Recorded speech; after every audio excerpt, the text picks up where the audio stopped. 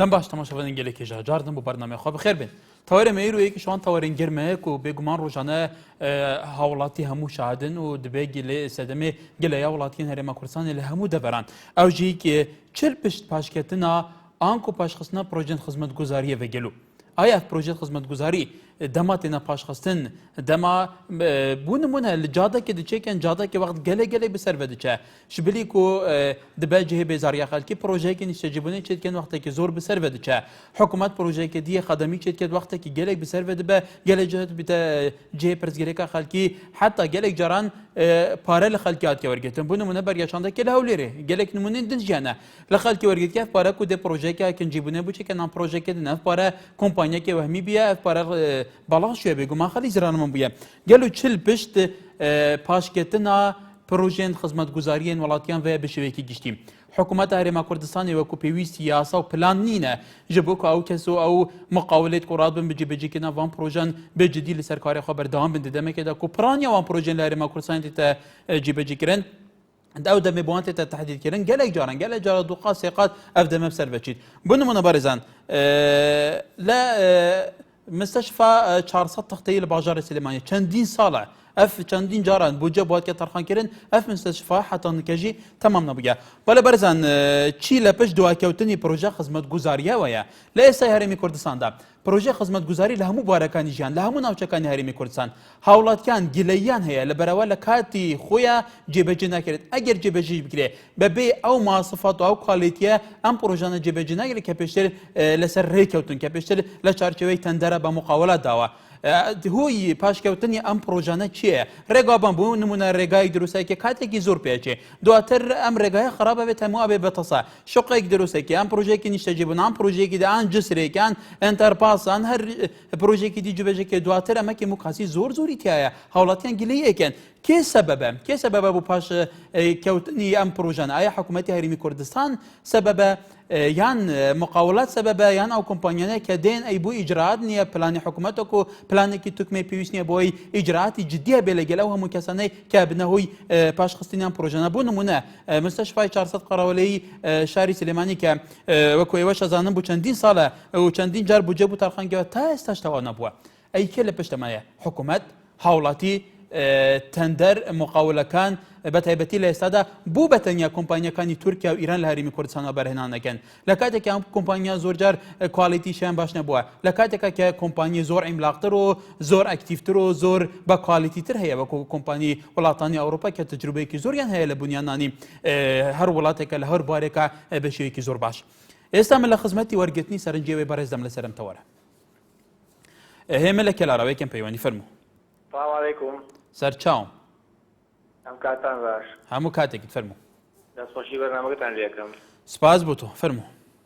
دەربارەی خزمەتگوزاریەکان کە لە کات و وادەی خۆی تەواو نابێ من بە قەناعەتی خۆم پێم وایە هەتاکو دادگایەکی بەهێز و دادگایەکی سەربەخۆ و دادگایەکی عادلانەی بە خۆت لەم وڵاتانە بێ حاڵی ئەم وڵاتە زۆر لەمە خراپترە بێ باشتر نابێت نە بە زمانی ڕاگەیاندن و نە بە زمانی یاساناس و بەوانە باش نابێت بە چاودێر و بەوانەش یا نەکەر وەکو خۆت ئاماژەت پێداوتت وەکو نەخۆشخانە چوارچەند خەرۆڵەکەی سلێمانی دەیان هەزاری تریش وەکو ئەوە پەکی کەوتووە بەرپرسێک دەستیان گرۆ بەسەر کۆمپانیەکانە و لەگەڵ سەرمایەداران خوانیان تێکەڵ کردووە ئەگەر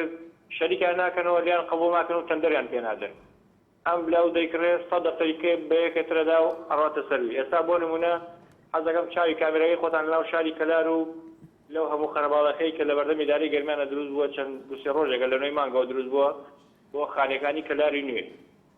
حەز دەکەم ڕێیەکی خەڵکی لەسەر بەڵێ کاکە من بەڵێ ڕای تۆ کەلاری نوێ تاوەکو ئێستا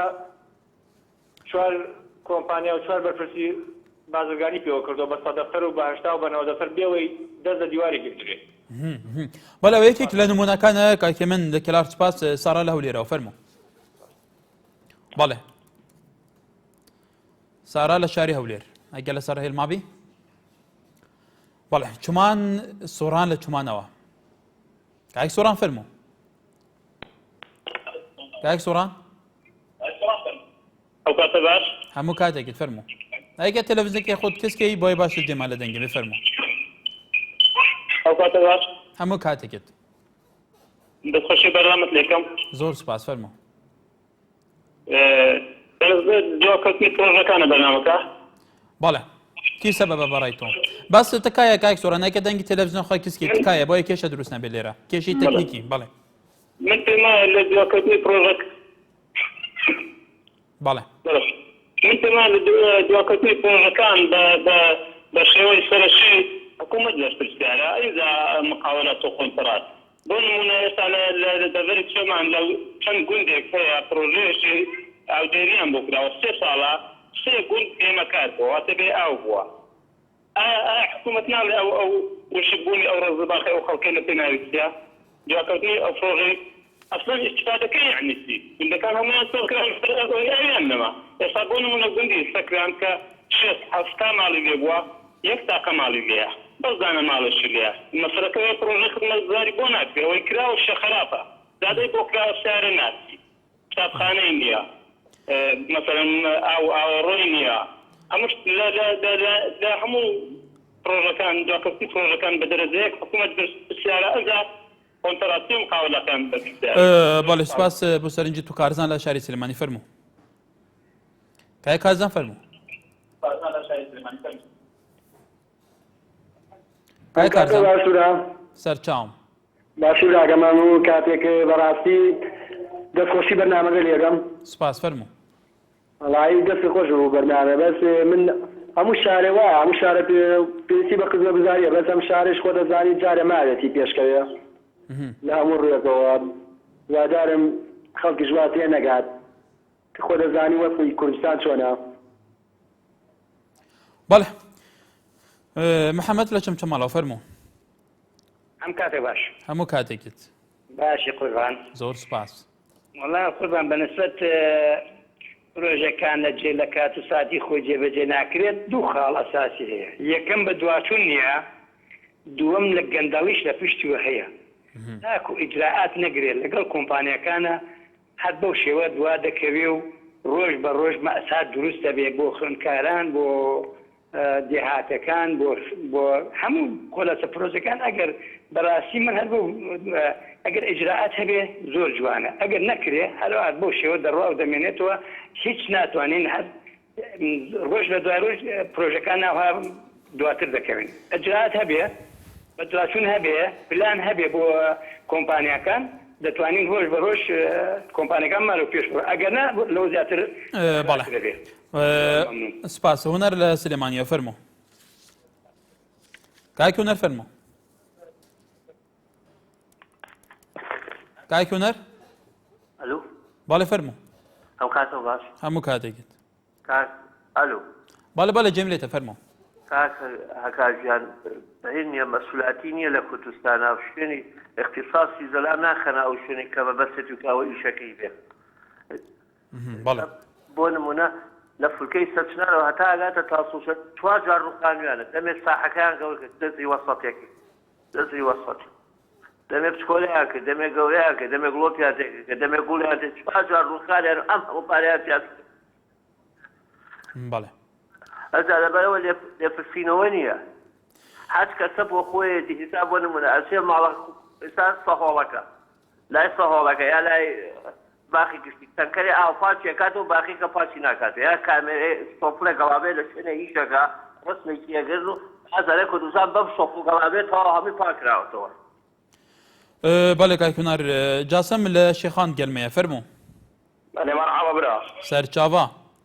باشی زۆر سپاس فەرموو سەیدا حەسانەوە کە بە چەند جادت کۆنانێت چڕێاتینە چێکرم قەزا شێخان بەڵێ حتانو کە ماوەی تەنێ 2 ساڵ 3 ساڵە تاخیر کرد حکومەت ماوەی گەلێکت دەتێ بەڵێ ئەvە توتبینی کای جاسم ئەگە تەلەڤیزیۆن خۆکەیم کەی ئەvە توتبینی ئەvە بگو ئەس بوارم کەڵکچیە ئەvە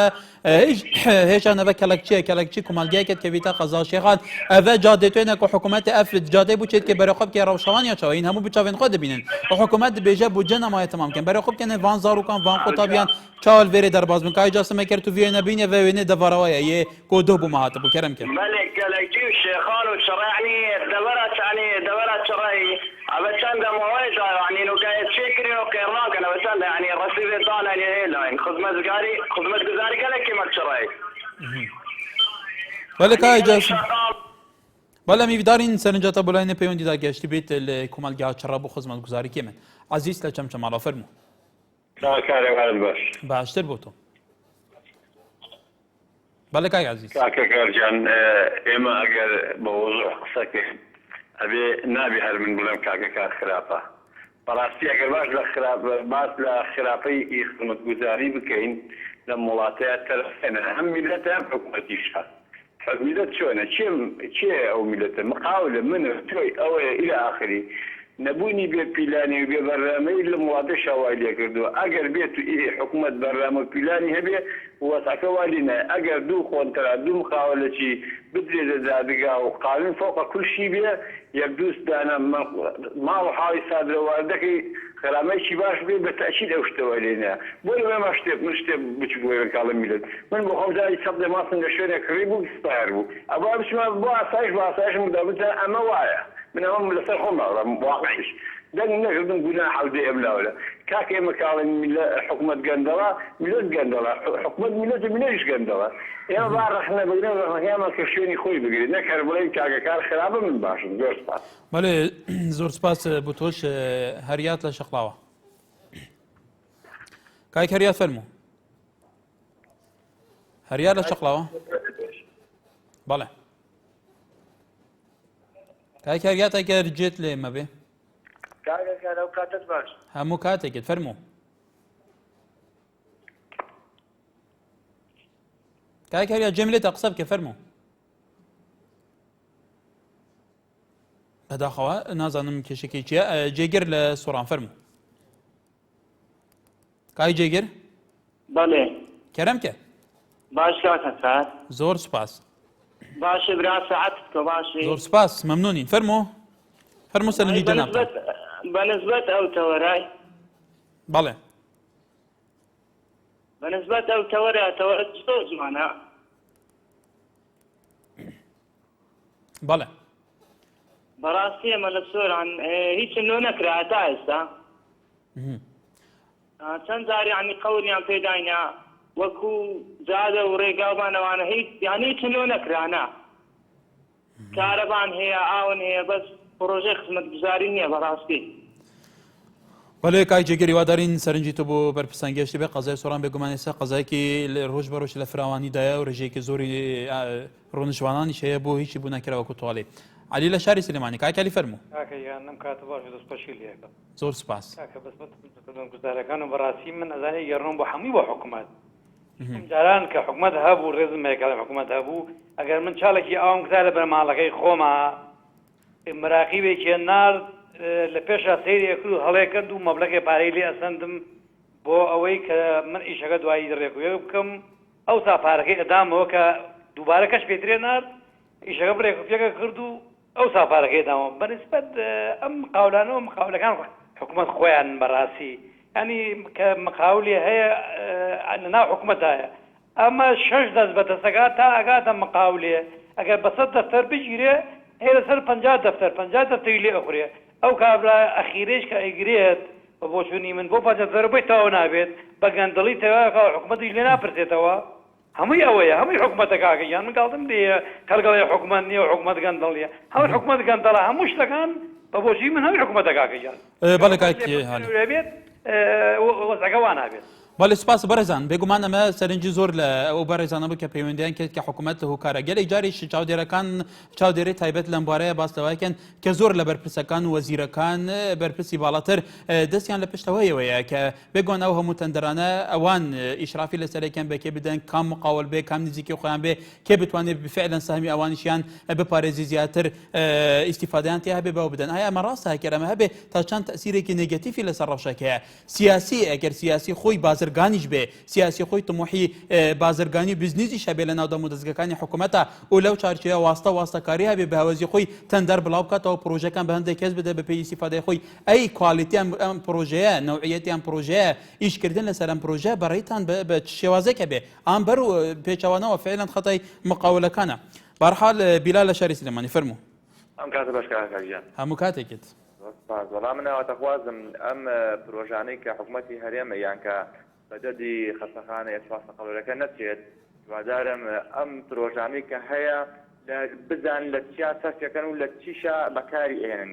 من باز لەوە ئەەکەم کە بەهادانی ئەم پارە جوانە چی لێرن کارکات ئەندازەی بەشی مروری سلێمانی هات مجموعەیەک زیادی دانا بۆ خەڵکە بۆی لە ڕێی قادمەکانە ڕێ پیرکانە پڕنەوە بەڵام خەڵکە ئەوەی نەکرد خەڵکە هەر بەس ئەمدی مەحادرەکە پارەتەوە پارێکی زۆریشیان سەرف کرد و هیچ ئیسپادێکی نەبوو بۆ سلێمانی ئەوەی من ئاگادارم یعنی ئەو پارەیە کە لەوە سەرفیەکەن لە شتێکی باشترا سەرفیکەن بۆ نمونە ئێستا ئەندەرپاسێکیان گرێتەوە لە ئیبراهیم ئەحمەد ئەمە شتێکی زۆر باشە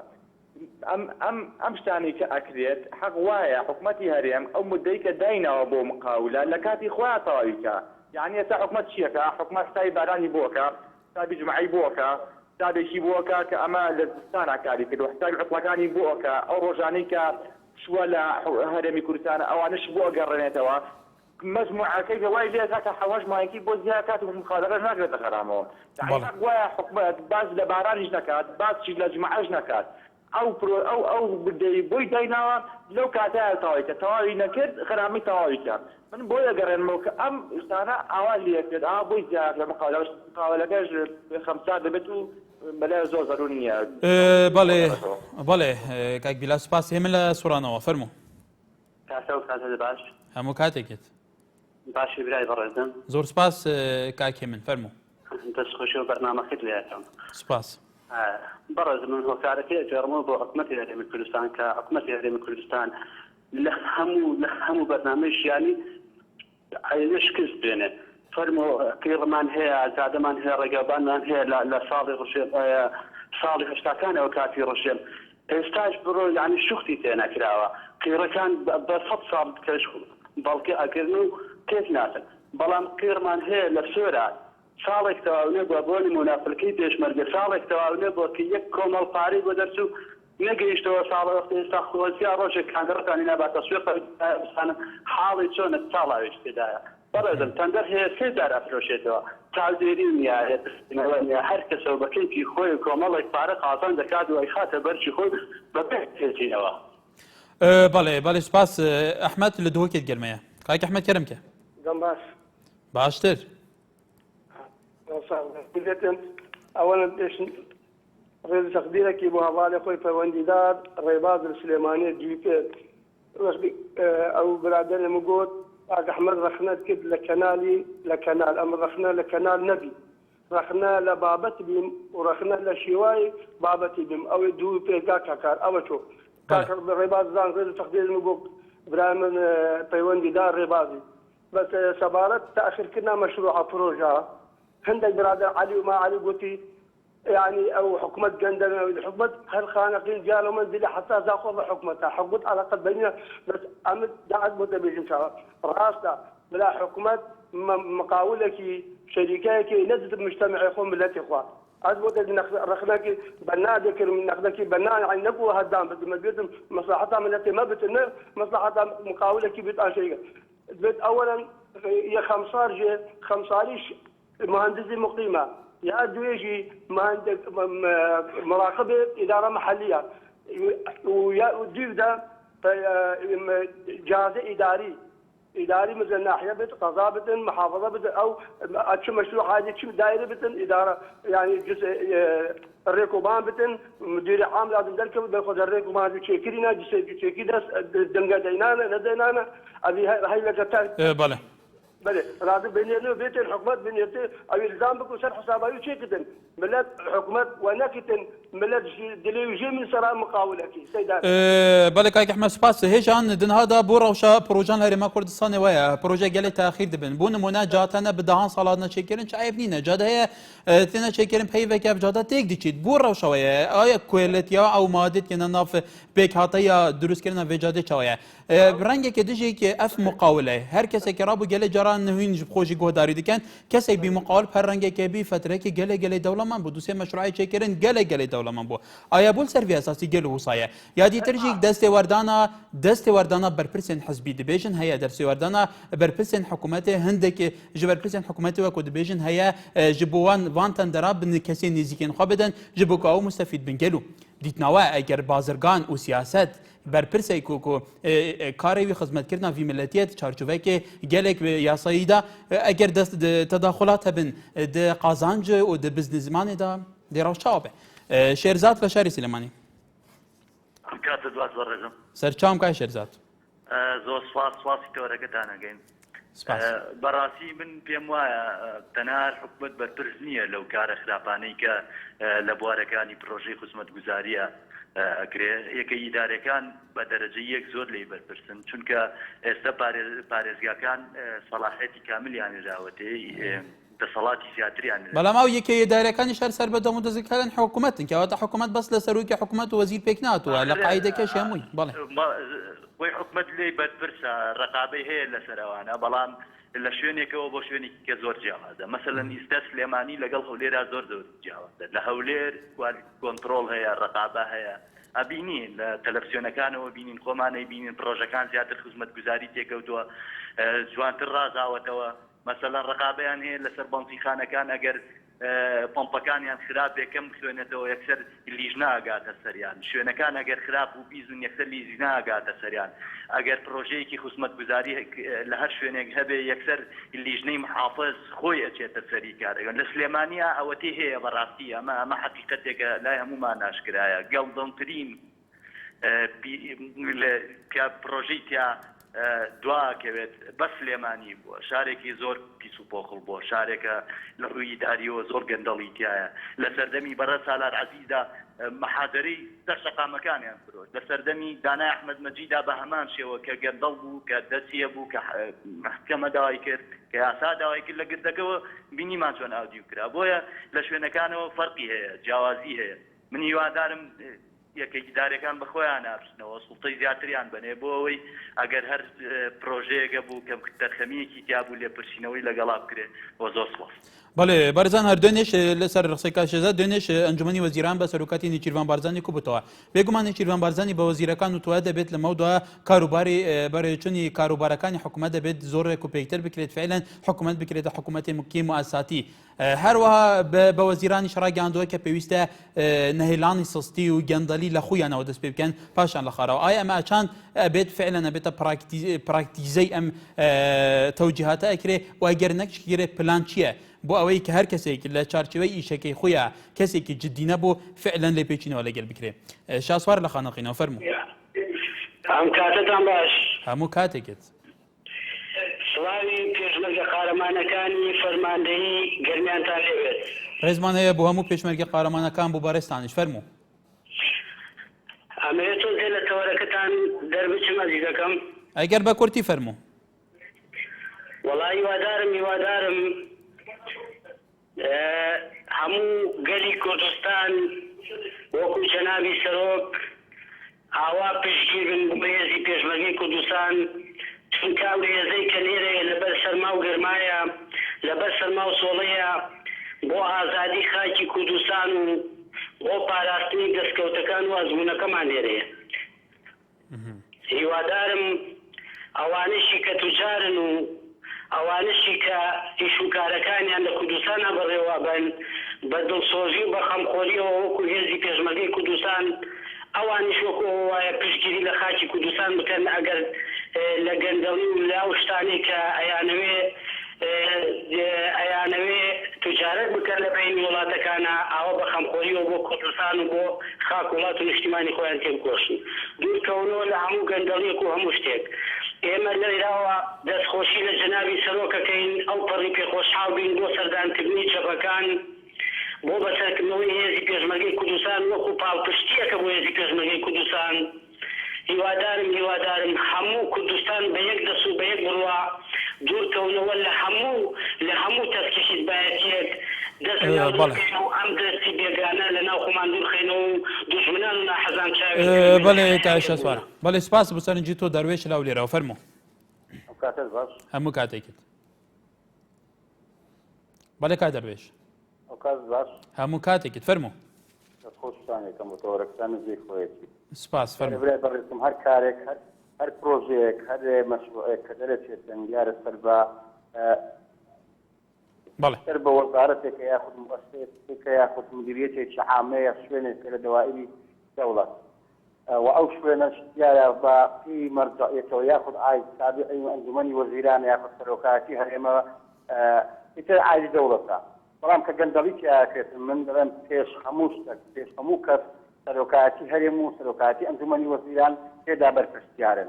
روزك للروزان لما عندك كجندلية كراوة كترخمية كراوة كتمسؤول تاخي كراوة لوزارتك ياخذ لمؤسستك دا وزيرك استدعاء كرابيت ياخذ مؤسسة رئيس مؤسستك عاد بيت بوصل شاشة تلفزيون ياخذ لدادقات محاسبيك ياخذ لا درابيت فرقو تخوشية كراوة تناند وزيرك أبيضين كندل لا دن لوزارة إبان وزارة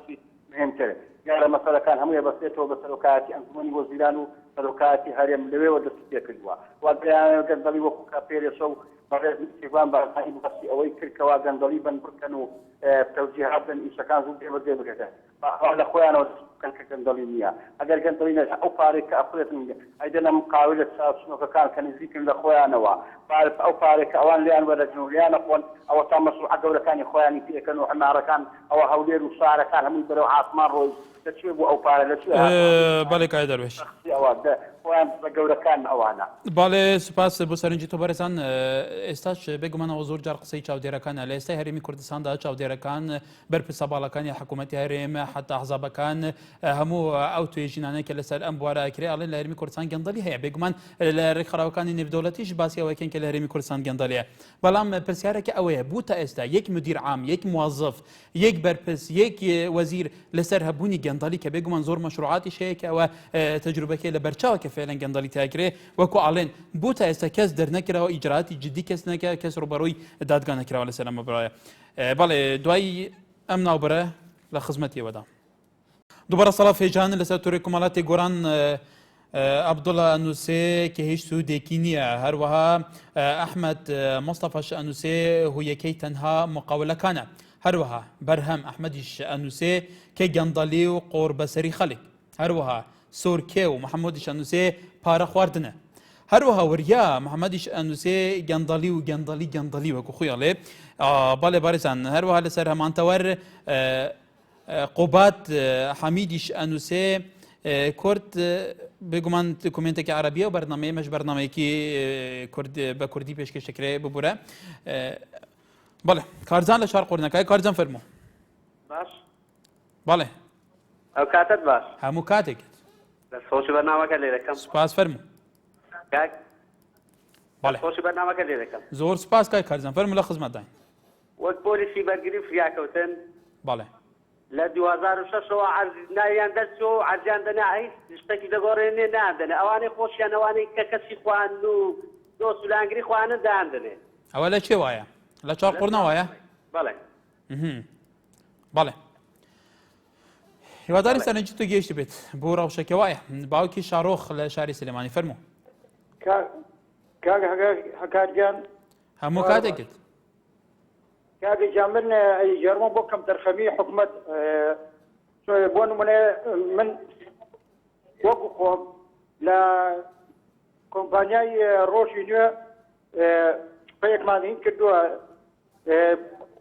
عەقدەکەمە بۆ ماوەی ساڵێ بوو ئێستا بۆ ماوەی 2 ساڵەتە ئێستا تاوێر نەکردووە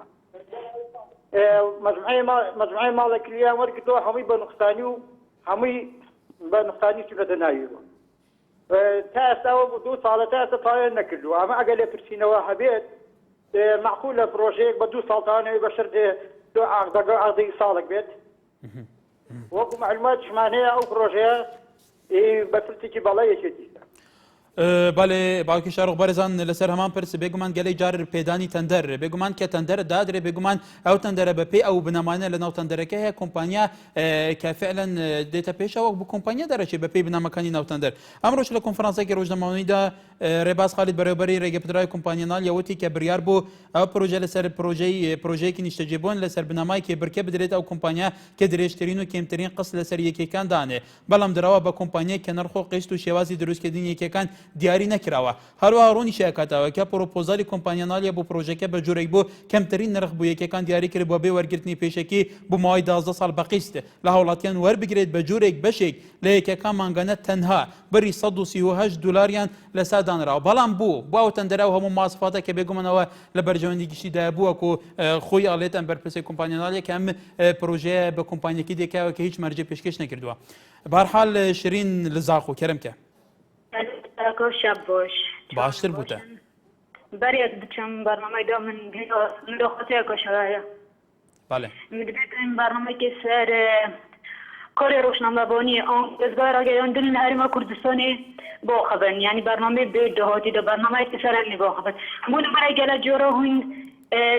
راپۆرتی خودیان دێ ئەخباری خوددا دەبیژن چاودێرێکی سیاسی هو بود یانژە سەرچاوەیەکی هو بود بێگوین ئیشارەتی بدن و پێناوی ئەگەری بێ چەندێ چینە بێگومان شیرین خان ئەم هەموو شێوازێ ڕۆژنامەوانیە پرۆفشنال di çarçovê raportê xwe da bikartîn ev jê derê me hey hemî fe'len em bêjin ev jê dere bêjin jê derê min got ev jê dere ke yê berdestê me zêd xwînim ew tiştî wextê em raporta çêtken jî raportên me hemû raportên me wextê em behsê jê derê kirin ev jê dere gelê caran jê der heye eger tu şarezayî karê sehafê bî jê derek bû me melumatekê dide melumatê ya barpêkiriye bes ser daxwaza em neşî naviyê aşkira bikin eger navî dev me ya parastiye yani eger nebûna و gelê caran jî bû melumatê te gelê caran jî saziyên peywendîdar destgehên peywendîdar hiç melumatekê ne bû nimûne li Kempa Dumîs niha ev çandîn caran peyamnerên meldûyekê çûne Kempa Dumîs ji bo ku biçin rewşa nav Kempa Dumîs û ew ê dî bikin ew heresê li berderê asayişa Kempa Dumîs nahêlîn gelê caran dem û destgehên fermî layînên fermiyên hikûmî rêgiriyê lê dikin mesadira û zaniyariye ku heq bidin der sehafê nadine sehafê ev jî yekê ji pirsgirêk می روشنامه‌ها اوی چندی یعنی نپرسن دی وان بچن نوان کارا همیا gelê cara ne rawastkene heta qutanê xarî peyam nêrêt me musawiret me qutan jî xarî hem car nedane be em çi bikên em çi bikên و سبب بسیارواژه اكيد ديمقراطيه دو پنج پروژه ده هنن همي دبرا اگر تو دبرا زخو ابهزارهان پروژه هنه حتی نکای ريدا آنجا در سالا که 2 سالا منن 3-4 متر جاده بعد در مدرسه همی تاقنه وکی گلیه زاخو چند حادثه گلیه زاخو چه بونه سراوی ریکی گلو تو بخو خلک زاخو از بارم بله اكيد جل حادثه چون آن جاده تکیه برای اگر تو بی از چندین جارا خراب کرد جارا کلی چیکه یعنی حکومت بیت اگر ببین به شکل اون پروژه که بونمونه اگر پیش سازی کابینه زاخو فرق کاری تو اكو خلک دبره شیرین خان اف مقاوله کی نبدید ناته اف مقاوله کی نه وان پروژه وارد گیرن یعنی زیکی کسید بر پرسن کسین دینه کی نه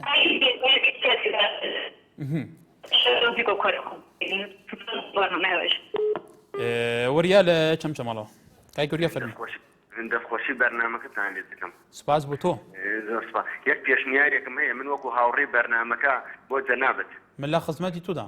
سپاس دەکەم هەر بەرنامەیە کایکی لەباری ڕێگەڵبان و پرۆژەی خزمەتگوزاریە کە جێئەمێنێ بەرپرسێکی باڵا کە لە وەزارەتی ئاوەدانکردنەوە و نیشتەجێبوون یان وەبەرهێنان یان هەر جۆرە ئیشێکەوە ڕەتی بەو بەرنامەی ئێوە هەیە یا بیهێنە ئستۆدیۆ لە لای خۆتان داینن بۆ ئەوەی کەوا گوێبیست بێ ئەو هەموو خەڵکە قسەکانی بەهادەر بەڵێ کای کوریا سەرنجی تۆ زۆر جوانە ئەگەر بکرێت منیش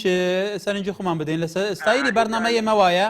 ستایلی بەرنامە ئێمە وایە لەبەر ئەوە خۆتە زانی تەلەڤیزنەکانی تە بەرنا هەمووی بەرپرس و بانگی بەرپرسەکەن و وەزیرەکان و ئیتر هەموو ئێمە پێمان باشە ئەم بەرنامەیە تایبەت بێ بە ئێوەی خەڵک تۆی بینەرێک توی هاوڵاتیە کە دەنگ ناگا نازانی لە چێرەوەیەکەوە قسە بکەی ئەو مشکلەی تو هەیە بیگەی پێمان باشە ئەو کاتێک بەرپرسێکە دەین بە تۆ بدەین سەرنجی خۆنیشا بدە تەمە ناشەکەین ئێستا ئەو بەرپرسە لە بەردەم تەلەڤیزیۆن بێجێ لە سەرنجی تو بێ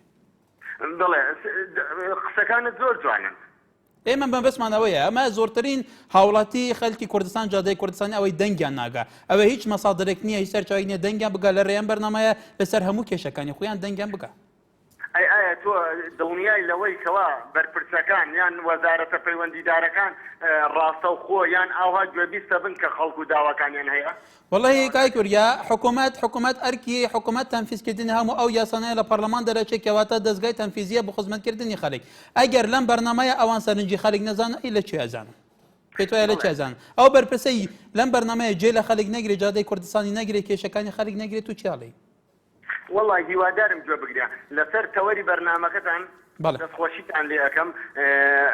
باکەوتنی پرۆژەکان دیاردەیەکە لە سفرەوە هەتا سەد لە کوردستان هەیە چی لە ناوچە جەناکۆکەکانەوە هەتاکو و تێوەڵە و مەندەلی و خانەقین و هەموو جەناکۆکەکان بەڵام ئایا ئەمە چێ لە پشتێوەیەتی بەرپرسێکی باڵایە کۆمەڵێ پرۆژە لە شارەکانە دەرەچێت بۆ نمونە چواردە قەرۆڵەکە چەندەها کۆمپانیا ڕادەکە سارەکە ئەباو ئەڕوا مەقاول ئەڕوادیان ئیشەکان جێ ئەهێڵێت تا ئێستا کۆمپانیایەک زمانێکی وهای نییە لە ماقا حکوومەکانە کە ئەو ڕۆی ئەو زمانەی دەربهێنێت و ئیشەکەی بە کۆمپانیایەکی تر پێتەواو بکرێ نەبوونی پیلان نەبوونی فکرە نەبوونی ئیخلاص لە ئیش و کارەکانە بۆیە وای لێ هاتووە بۆ نمونە زۆربەی کات بەرپرسەکان بە یەک تەلەفۆنیە لە پشتی مقاولەکان و کۆمپانیاوەکان ئەم کۆمپانیایە بەڵێندەرە ئەم بەڵێندەرە دەرەجەیەکە ئەم بەڵێندەرە دەرەجە دووە ئەمەی دەرەجەیەکە ئایا تاوی شینە و قزی کاڵە و دەرەجەیەکە یان ئیش و کارەکانی بە پوختەیی کردووە دەستخۆشی لێ بکرێ یانەوەیە کە خزمێکی بەرپرسێکی باڵای ئەم حکوومەتەیە و بۆیە ئاوا بەڵێ کای کوریای ئەمە وادارین هەموو ئەو سەرنجەی تۆ باقی وڵاتان ئەو بەرەزانەی تر کە پەیوەندیان کردووە لەسەرەوەی کە فعلا حکوومەتەوە خۆیانڵێن لە پشتەوەی هیوادارین حکوومەت یاریمی کوردستان وەزاراتی ئاوەدانکردنەوە وەزارەتە ماینەکانی تایبەت ئەم بواری خزمەتگوزاری جیان لێبێ کە فعلا بەڕێزان ئەمە هەیە فعلا واستەکاریە فعلا مقاولەکان سەر بە و بەرپرسانە فعلا پارە خوارن لە بەریان هەیە وەکو هاوڵاتیانڵێن هیوادارین سەرنجیەوە گەشت بێ ئاسوو لە شاری سلێمانی کاکە سوفەرموو کارێوارە باش باشتر بۆ تۆ دەستخۆشی لێ یەکەم دیارە لە تەواوی پرسیارەکانی هاوڵاتیانە ئەوە مازانی کە چی مقاولات چی کۆمپانیا چی هەموو ئەوانەی کە باسییان کرد هەموو دیارە دەستێکی باڵای لە پشتەوە بەڵام ئایا ئەبێ ئەوەی کە ئیجراعات کا لەگەڵ ئەم هەموو خەڵکانەیە کێ بێ یعنی بەڕاستی ئێمە هەتا لە ئینی سەرۆکی حکوومەتە کە باسەکە ئەبێت لە خودی وەزارەتەکان و یان وەزیرەکان و دەست پێ بکەن من ئەڵم نەخێرە بێت لە خودی سەرۆکی حکوومەتەوە دەست بگات چونکە لە تازەترین هەواڵا بینیمان کە پارچەیە زەوی ئەبەخشێتە جەنابی مالیکی و ئەدرێ بە هەزارەها دەفتەر دۆلار ئەی ئەمە ئایا ئەمە گەندەڵی و سەرۆت و سامانی ئەم وڵاتە نییە کە بە هەدەرەچێ ئایا ئەمە تەخشان و پەخشان نییە بە بستێ خاکی ئەم کوردستانەوە کە جەنابیان ئەیکەن بەڵام ئەبێ دادگا بەڕاستی بۆ ئەوانە نەبێت بەڵام هەروەکو جارێک لە بەرنمەکەی کاکە ڕەنجاڵێ خۆی یاسا و قانونی ئەم وڵاتەیەمە وەکو تۆڕی ماسی وایە چکۆیەکانە گرێت و بەڵام گەورەکان پێوە نابێت بەداخەوە مسپاسانە بەڵێ باوکی سەمان لەو لێرەوە فەرموو کاکە ئەلۆ بەڵێ باوکی سەمان کاکە دەستخۆشیەوە تۆرە جوانە لێ دەکەم سوپاس بۆ تۆ فەرموو بەس ئەگەر تەلەڤیزیۆنەکەی خۆت کەسکێ زۆر باشە بێ بەڵێ فەرموو بەڵێ دەستخۆشیەوە تۆرە جوانە لێ دەکەم سوپاس بۆ تۆ فەرموو کاکە جان من ئەڵێم وەڵا عیفم خابن بەڕاستی یعنی لە کوردستان لە چ ڕوویەکەوە بوو هەر لە ڕووی ئەو نەهامەتی ئێستا کە تێدان ئەو پرۆژە و خزمەتگوزارانی کە ڕادەوتیان تاقی ببێ ئەوە لە دوبەی گەورەترین بورس کە دروست کرا 3 ساڵی خەیان یعنی خوانەکە یعنی ئێستا شتێکەوە لە کوردستان دەبێت 6 ساڵ بخەیانی احتیمالە 6 ساڵی بخەیانی تۆ لە هەولێری ئەو پرۆژانەیە کە لە ڕوبعی لوبعی ئەو بورجەی دوبەینینە کە دەست پێکرێت چەند ساڵە خەیانێ بەڕای تۆ 6 ساڵی خەیانی 6 قەرین کەمە دەگەین ئەو ڕۆژێ ئازار لێرەوە دا لە بەڕێ سەرۆکی حکوومەتەکەم بەزویتری کاشی لیژنەیەکی چاک چۆن کاک مەسعود وها هێزی پێشمەرگەی بەسەر کردەوە لە ناکاو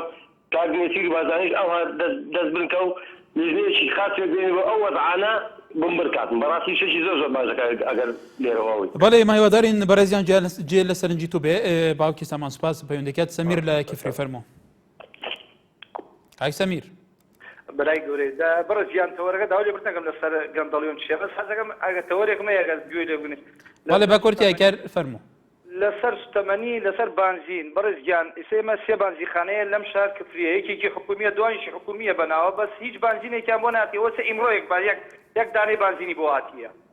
یا خەڵکی سەر لە سەعاتێک شەوە 2 شەوە ڕاستیارەدانا سرێگەیەتە ئەو پەڕ يعني ڕێگەی نەیەشتێ ناو شارع یەقینەکە بۆ بانزین نایەت بۆ شە یعنی بە یەک لەحزەیەوە ئەم کۆمەڵێین پیا بوو ازدحامات لەسەر بانزین وەمانە وەکۆ تۆ بزانی پەنزینیش هەیە لە ناو پەنزین خانەکانە بنزين ناية بولا يمن سواء كلار بنزين خانة سير بنزين خانة معدل كريات تاس 10 وحوتينية مثلا دوانزي وطاوي ناميني تبدا دوانزي مرة لاونية وماله بيش مرقش هاتيه بو امشاري اما لبرق شاموي سياري فقيرة له هيج بنزينش لبازار وتقيت 1000 لتي بله کاک سمیر سەرنجی هیوادارم گەشتە بێ لە کفری ڕەوشی پەنزین و بەو شێوەیە بێگومان وابزانم لە ئێستادا وازمەیە لە هەموو شارەکانی کوردستانە دوێنێش لە دهۆکێ خۆ پیشاندانێکی لەسەر ئەو بوارە ڕێک خراو لە سلێمانی و لە هەولێریش لە هەموو شوێنەکان گرانی نرخی پەنزینیە لە ئێستادا پشتیوان لە شاری سلێمانی فەرموو کاگەم کاتت باش هەموو کاتێکت باشیش کرد سپاس کاکە پشتیوان فەرموو برای گەورەی بەڕێزم سپاس وەڵای منەمەیە لەسەر تەوەرەکە دووسێ تێبینی خەماوە بەرچاو بەڕاستی ئێمە چوین بۆ کارتی بانزین لەم ڕۆژانەیە سەعات 9:30 هاتوون ئەڵێن کاکە کارتی بانزین بن ئەڵێ ئەتانێ هەرەوەیە ناتانێ هەرەوەیە تەلەفۆن بۆ ژمارە سە ئەکەین ئەڵێ ئێمە بەرپرس نین بچۆ بە محافظێت بڵێ بە محافظێت بڵێ یعنی بە حەقەت تۆ ژەڵی بۆچی کەس نەبراوەتە دادگا ئەوە وا بێ بڵێ بۆچی مێشوو لە تووشی مەلاریا نابێ وایان ئەمە حەقەت ئەمە گەندەڵێکە لە هەموویانەیە تاچی تا چەند کۆمەلگایە گەندەڵە چه حکومت چه یەکێتی چه پارتی چه گۆڕان چه یەکگرتو چه کۆمەڵی ئیسلامی یەکی چوار شنێنن بە خەڵک ئەڵێن مافی ژنانە خۆ گەندەڵی هەر لە پارەیان نییە بەڵێ کاک پشتیوان لە شاری سلێمانی بەڕێزان هەموو لایەنێکێ فعلەن وەکو خۆی ئەڵێ گەندەڵن ئایا وایە وەکو کاک پشتیوان ئەڵێ شاخەوان لە سەنگەسەر کاک شاخەوان فەرموو شاخەوانێکە لەسەر هێلبی دیارە کاک شاخەوان لەسەر هێل نەماوە بەڵێ بەڕێزان شۆڕش قادر معرف ئەنووسێ ململانی سیاسی هەروە سەڤی محەممەد ئەنووسێ بەس گەندەڵیە و هیچی تر لەسەر تەوەریمە بێگومانەمە هەروەها زیاد هەڵەبجەیش ئەنووسێ پرسیار ناوێت هەر گەندەڵیە بەڵێ خۆشیمان لەگەلە لە سوڕان فەرموو